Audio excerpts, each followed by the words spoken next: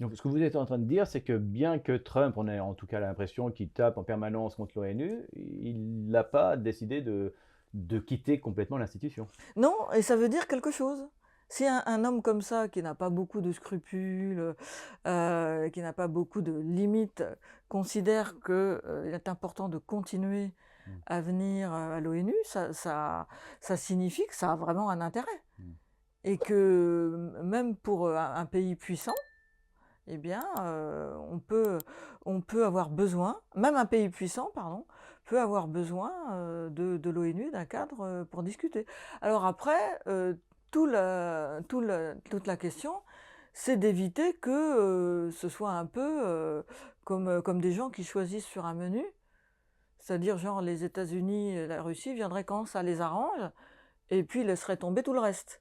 Et chez Trump, il y a un peu ça. Par exemple, il a coupé les budgets d'aide humanitaire. Donc, il ne Oui, parce faudrait que pas les laisser faire leur marché. c'est ce que Voilà. vous dites dans votre livre, c'est qu'il y a des arriérés non payés des États-Unis vis-à-vis de l'ONU. Je ne sais pas si c'est la même chose pour d'autres pays, mais en tout cas, l'ONU a de vrais problèmes budgétaires actuellement, c'est bien ça? Oui, de vrais problèmes budgétaires. Alors, cela dit, alors, autre signal faible, les États-Unis viennent d'annoncer qu'ils allaient payer un peu de leur dette. Hmm. Quelques centaines de millions de dollars, mais c'est important pour le budget de l'ONU, c'est tout petit, hein, ça doit être 3-4 milliards. Franchement, c'est rien, hein. Donc, ils ont annoncé qu'ils allaient payer quelque chose. Donc, 3-4 milliards, ça semble énorme comme ça. Pourquoi vous dites que c'est rien? bah, je sais pas, si vous prenez le budget d'Amazon, ça doit être 10 fois, 10 fois, 10 fois plus. D'accord, Vous voyez, on doit d'accord. être à Donc, 40 ou 60 milliards. au Donc niveau là, d'un État, c'est oui, pas c'est pour ça grand-chose. que quand j'entends certains pays dire ouais, ces bureaucrates qui nous servent à rien, ils coûtent pas cher ces gens. Ouais, d'accord. Et ils sauvent des vies. Ouais. C'est vraiment complètement hypocrite cette histoire. Ou c'est un Donc, argument faible, là, c'est ce que vous dites. bah oui, ça n'a Contre vous. absolument aucun sens. Ouais, Ça coûte vraiment pas cher et ça rend. Il y a un ok. rapport qualité-prix, si j'ose dire, assez imbattable.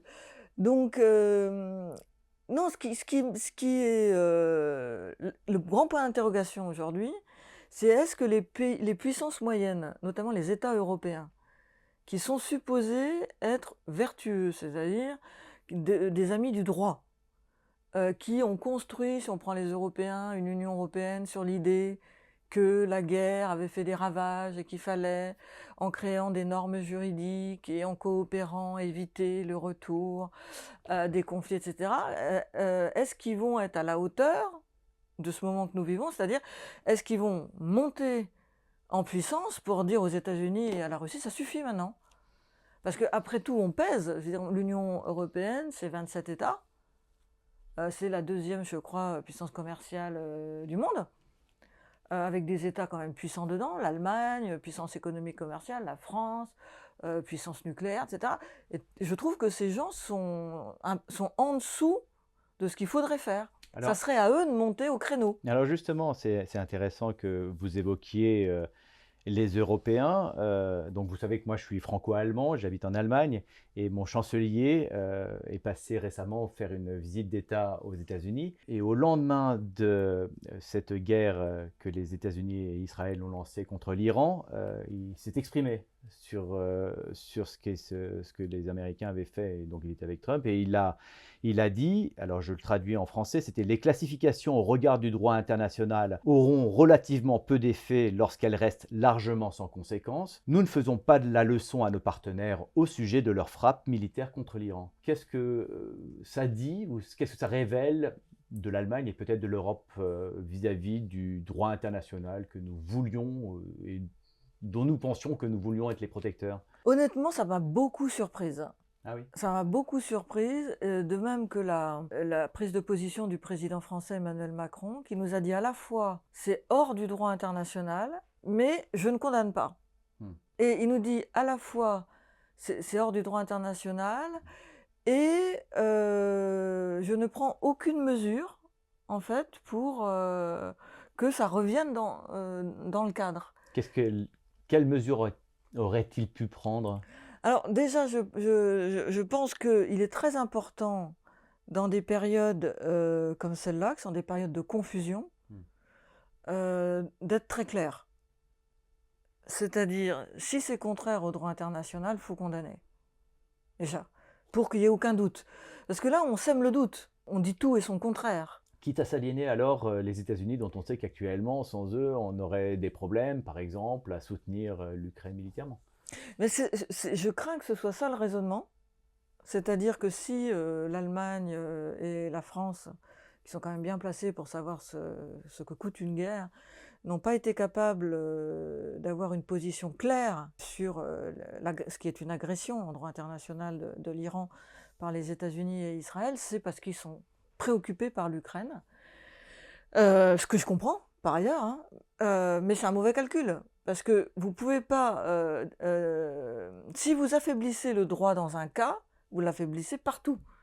C'est-à-dire il n'y a pas le droit quelque part et le droit et pas le droit ailleurs. C'est-à-dire où il y a du droit, où il n'y a pas de droit. Donc on ne peut pas dire on va défendre le droit en Ukraine et se dire bah, pour l'Iran on fera plus tard, ou pour Gaza on fera plus tard. Non, on affaiblit globalement tout le discours et tout l'appareillage juridique. En même temps, on imagine, je ne suis pas... enfin, je ne sais pas comment ils ont réfléchi et sur quoi ils se sont basés pour arriver à cette conclusion-là, mais tous les deux ont en gros un discours un peu cohérent, même s'il y a beaucoup d'incohérences là-dedans, mais ils sont cohérents tous les deux ensemble. C'est de se dire, bon, notre calcul, c'est il faut tout de suite qu'on évite on connaît Donald Trump qui est très versatile, on ne veut surtout pas s'aliéner de Trump parce que demain on peut se retrouver avec la Russie qui a repris l'Ukraine et qui commence à essayer de déstabiliser les pays baltes par exemple. Et puis c'est la fin de l'Europe, et puis c'est la fin, etc. Donc c'est peut-être aussi, alors c'est peut-être très cynique, mais c'est peut-être la moins mauvaise des réponses. Je ne vois pas comment on peut craindre l'imprévisibilité de Trump dans un cas et pas dans l'autre. Si l'imprévisible, il le sera tout le temps. C'est-à-dire penser qu'en évitant de le gêner sur l'Iran, on s'assure de son soutien sur l'Ukraine, c'est incohérent, c'est un non-sens intellectuel. De toute façon, Trump est imprévisible, il en fera qu'à sa tête, et s'il décide de résoudre cette histoire d'Ukraine en donnant raison à la Russie, il le fera, qu'on l'ait aidé ou pas sur l'Iran. Donc on a plutôt intérêt à savoir, nous, ce que nous voulons défendre. Quelles sont les choses importantes pour nous en général, et à les défendre avec constance, d'autant plus que, il faut toujours être cohérent et constant dans le respect du droit, mais encore plus maintenant où le monde vacille, où les choses sont confuses, et où, en gros, chacun observe l'autre. Donc les Européens, en étant inconstants, en fait, s'affaiblissent aux yeux du reste du monde. Parce que le reste du monde dit, mais c'est qui ces gens ils nous disent une chose sur un dossier, et sur un autre, ils nous disent exactement le contraire. Donc, en gros, on s'affaiblit. Donc, je ne vois pas trop... en gros, la position pragmatique, pour résumer, c'est celle du courage, en fait. C'est celle du courage. Alors, après, il ne faut pas être courageux comme ça, de manière théorique. Il faut construire son courage. C'est-à-dire que, par exemple, il faudrait construire des coalitions. Si vous observez ce qui se passe à l'ONU, la très grande majorité de la planète est hostile à la guerre en Ukraine, hostile à la guerre à Gaza, hostile à la guerre en Iran. Donc si la France, membre permanente du Conseil de sécurité et puissance nucléaire, prenait la tête d'un mouvement, elle serait suivie par une centaine de pays. Donc on pourrait créer un rapport de force, redessiner des alliances, et au bout du compte, peser. Et là, évidemment, si on ne fait rien et qu'on reste à rapport de force constant, on va perdre. Là, il faut être actif dans la création de rapports de force. Avec qui est-ce qu'on peut s'unir, sur quelle base, avec quel accord, pour défendre quoi, et puis tenir. Je voudrais vous montrer une autre vidéo avec un politiste qui s'appelle Bertrand Badi, que vous connaissez bien d'ailleurs, qui est cité plusieurs fois dans votre livre. Seulement, attachez votre ceinture, je vais vous dire quelque chose de pénible, nous n'avons toujours pas de multilatéralisme. C'est ça. Où nous avons un multilatéralisme Canada Dry, si vous me permettez de faire de la publicité. C'est-à-dire des institutions qui se présentent comme multilatérales, qui se disent multilatérales, mais qui ne sont pas multilatérales. Donc là, vous avez en visée l'ONU qui n'est pas... Non, j'ai envisé le Conseil de sécurité. Ah d'accord. Okay.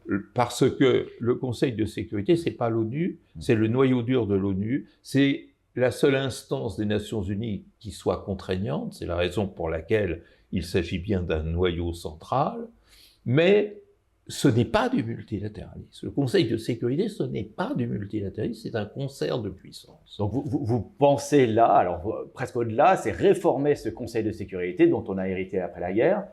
C'est un thème dont on parle en permanence, mais que personne n'a jamais réussi à faire avancer. Je ne me fais pas la moindre illusion, parce que le Conseil de sécurité est irréformable. Pourquoi est-il irréformable? C'est que si un jour vient une proposition sérieuse de réforme du Conseil de sécurité, il y aura immédiatement un veto qui sera opposé, et donc on repartira comme avant. On est dans un cercle vicieux dramatique. Alors, il y a beaucoup de choses dans ce que explique Bertrand Badi, mais c'est faux de dire que le Conseil de sécurité est irréformable, parce qu'il a déjà été réformé. D'accord. Alors, au départ, ils étaient que 9, maintenant ils sont 15, donc on a augmenté le nombre, justement pour que ce soit un peu plus représentatif. On a peaufiné les procédures. Comment ça fonctionne justement? Parce que, explique-moi justement qui rentre, à quel moment il y a des changements. La charte de l'ONU a créé 2 types de membres du Conseil de sécurité, des membres permanents et des membres non permanents. Les membres permanents, c'est les 5 puissances vainqueurs de la Seconde Guerre mondiale, donc États-Unis, Union soviétique devenue Russie, Chine, Royaume-Uni et France, et qui ont par ailleurs un droit de veto. C'est une sorte de privilège. Et donc ces puissances-là, elles sont désignées par la charte, donc elles sont là, on ne peut pas les retirer, on ne peut pas les obliger à partir. Et il y a à côté de ces membres permanents, des membres non permanents qui sont élus, et qui sont élus tous les 2 ans par l'Assemblée générale de l'ONU, en s'assurant que tous les continents soient représentés. Et chaque membre du Conseil de sécurité a le droit de vote, donc un État, une voix. Et pour qu'une décision soit adoptée, il faut 9 voix minimum sur 15. Et si un des 5 permanents estime qu'une décision qui est sur le point d'être adoptée est contraire à ses intérêts ou à la vision qu'il a du monde, il peut mettre son veto et la bloquer. Alors le veto, qui peut paraître choquant comme ça, en fait, il est issu d'un compromis, c'est-à-dire qu'en 1945, les grandes puissances n'auraient jamais accepté qu'on dote le Conseil de sécurité de pouvoirs de coercition si on n'avait pas donné ça en échange. C'est-à-dire sans veto, il n'y a pas d'ONU quelque part. Sans veto, il n'y a pas de Conseil de sécurité. Et on sait qu'il était important, compte tenu de l'échec de la Société des Nations, que la nouvelle organisation soit dotée de pouvoirs nouveaux. Et ces pouvoirs nouveaux, ils sont largement dans les mains du Conseil de sécurité, qui est donc une sorte de tour de contrôle de la sécurité internationale. Et donc, il a fallu faire une concession pour que les grandes puissances acceptent de jouer le jeu, acceptent de doter l'organisation de pouvoirs de coercition, et c'est le veto. Donc, il faut le voir comme ça. C'est-à-dire ceux qui disent il suffit de supprimer le droit de veto, à mon avis, ils oublient cet aspect. C'est-à-dire que si on supprime le veto comme ça, on risque finalement de diluer l'organisation. Les grandes puissances vont se dire un petit peu comme à la fin de l'Empire romain, quand l'Empire romain se décomposait, c'est-à-dire que on vidait de leur substance les institutions qui avaient été créées parce qu'on n'en voyait plus l'utilité, etc. Donc dire qu'on va résoudre le problème simplement en supprimant le droit de veto me semble faux. Mais ça ne veut pas dire qu'on ne peut rien faire. D'ailleurs, en ce moment, au moment où nous parlons, le grand sujet, c'est améliorer la représentativité du Conseil de sécurité, parce que vous avez remarqué que dans les 5 permanents, il n'y a aucun pays africain, par exemple. Et il n'y a pas de pays d'Amérique latine. Ça, c'est le produit de l'histoire, si vous voulez. Donc là, on est en train de discuter, de savoir si on pourrait créer de nouveaux sièges de membres permanents, notamment en faveur de l'Afrique et de l'Amérique latine. Et ça avance. Et de l'Inde? Voilà, alors pour l'Asie, il y a déjà la Chine, mais il est question effectivement d'avoir un autre membre permanent issu de l'Asie. Et là, il y a un débat, est-ce que ce serait l'Inde, est-ce que ce serait le Japon, comment vont réagir les Chinois, qui ont des relations pas toujours évidentes avec l'un ou l'autre. Mais cette question avance.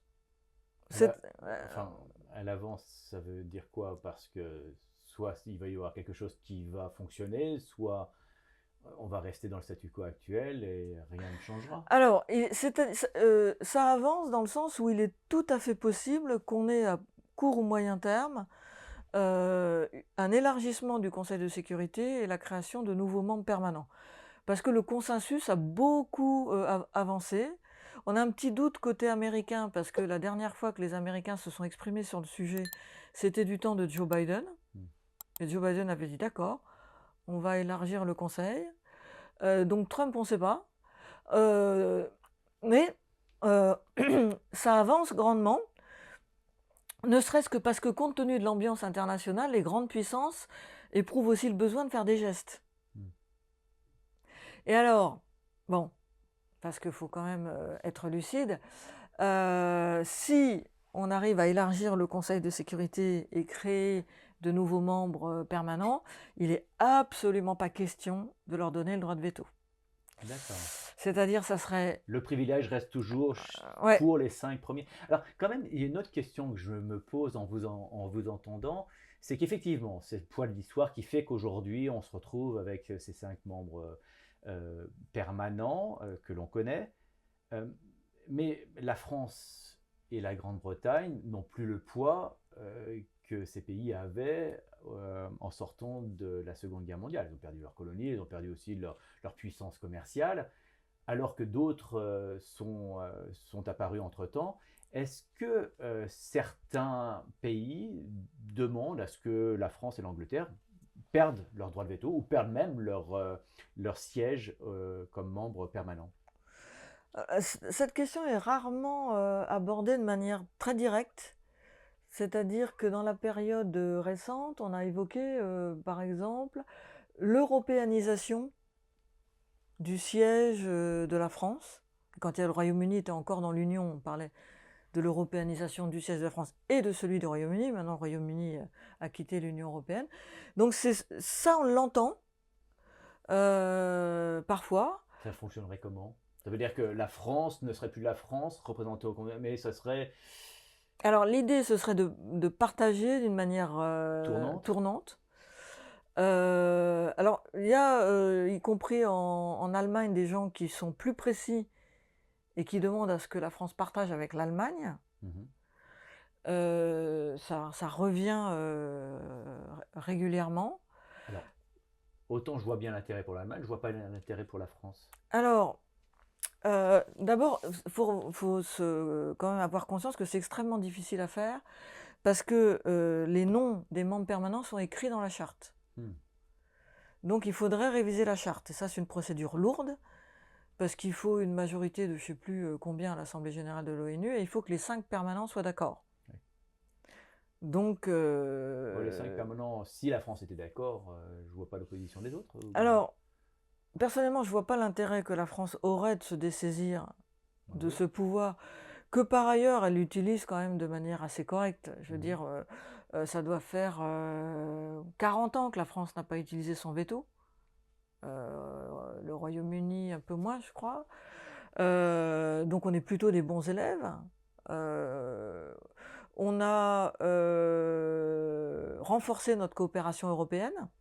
C'est-à-dire que la France, tout en étant titulaire de son siège de membre permanent, rend compte aux autres membres de l'Union européenne de ce qu'elle fait en tant que membre permanent. Il y a eu en 2019 une présidence conjointe Allemagne-France. Donc... la France n'a pas mis son veto pour la seconde guerre du Golfe avec George W. Bush? Elle a menacé de le faire, ah, oui. mais en fait, c'est pas venu au vote. Ah, d'accord. les États-Unis ont renoncé à poser ouais, leur texte parce qu'ils savaient qu'ils seraient battus. Et donc, il a suffi que Jacques Chirac dise la France n'acceptera pas.